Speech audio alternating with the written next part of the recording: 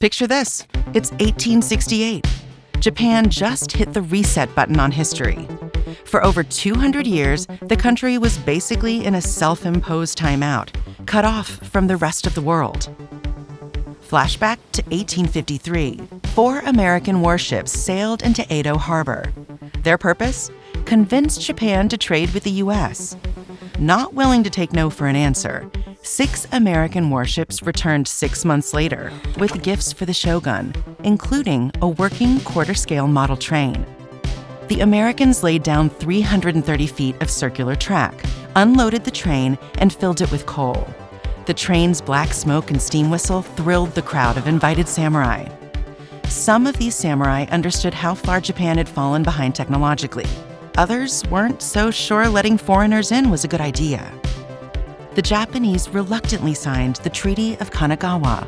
More treaties soon followed, granting foreign nations trade concessions and extraterritorial rights. New ideas flooded in. Japanese elites debated about the pace of change. Some believed Japanese culture would be overwhelmed by the blue-eyed barbarians. Another group believed that the only way to avoid being overwhelmed and colonized was to embrace change. Fighting ensued. The side looking to catch up won, beginning the Meiji Restoration. Emperor Mutsuhito, just 17 years old, took control from the shogun. Trains replaced horses. Business suits replaced kimonos.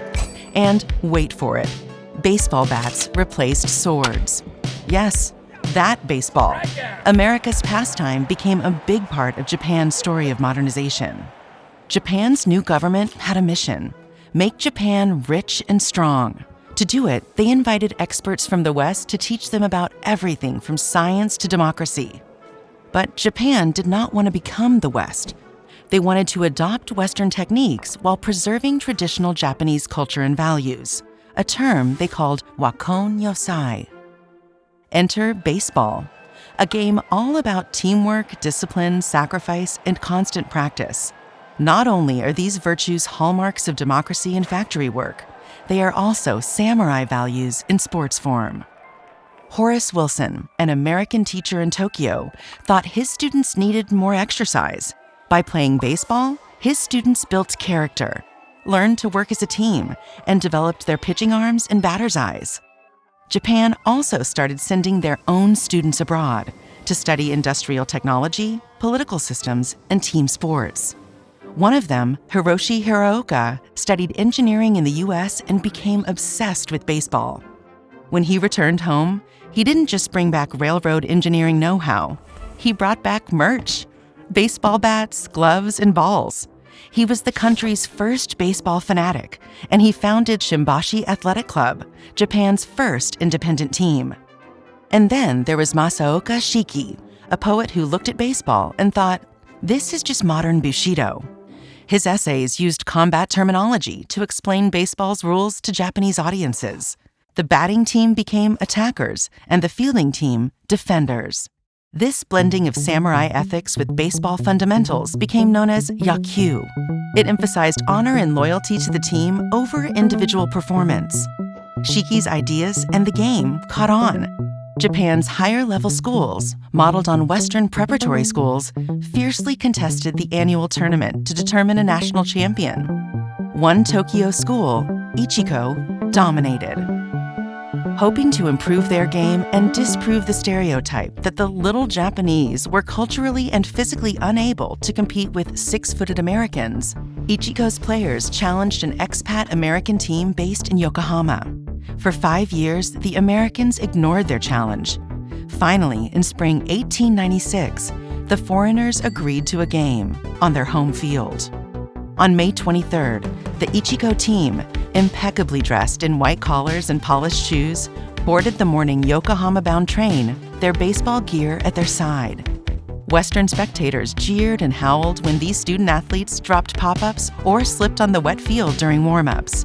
But after the first pitch was thrown, the Japanese players regained their focus and humiliated the team, winning 29-4. The students returned home to bonsai cheers. They were national heroes. A rematch happened a week later. This time, the Yokohama team included sailors from 2 American ships.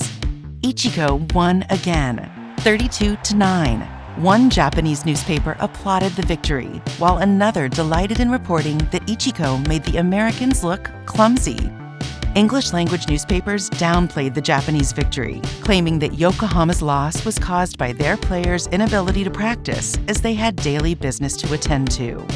A third game was hosted by Ichiko. A team of sailors from the USS Detroit hoped to defend the USA's honor. Perhaps the noise of 10,000 rowdy Japanese fans and the presence of Japanese government officials and American diplomats unnerved them, as they lost 22-6.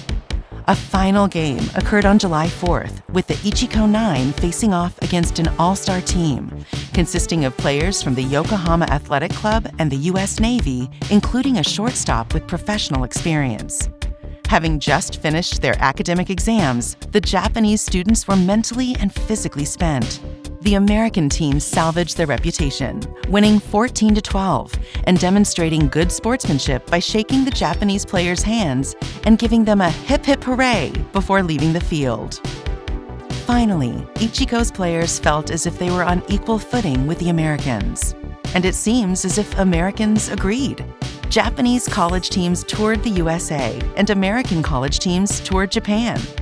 The 2 nations developed mutual respect for each other, especially after Japan surprised the world by defeating Russia in 1905 during the Russo-Japanese War, proving that it had modernized its military, government, and society, and established Japan as a great power on the world stage. In less than 50 years, what started out as foreign curiosity with no relevance to Japan became a national obsession. The Japanese saw something in baseball that they could use to transform their nation, using the sport as a tool of foreign and domestic policy, and a metaphor for the Meiji Restoration. The Japanese took America's game and remixed it with their own traditional Japanese customs and values.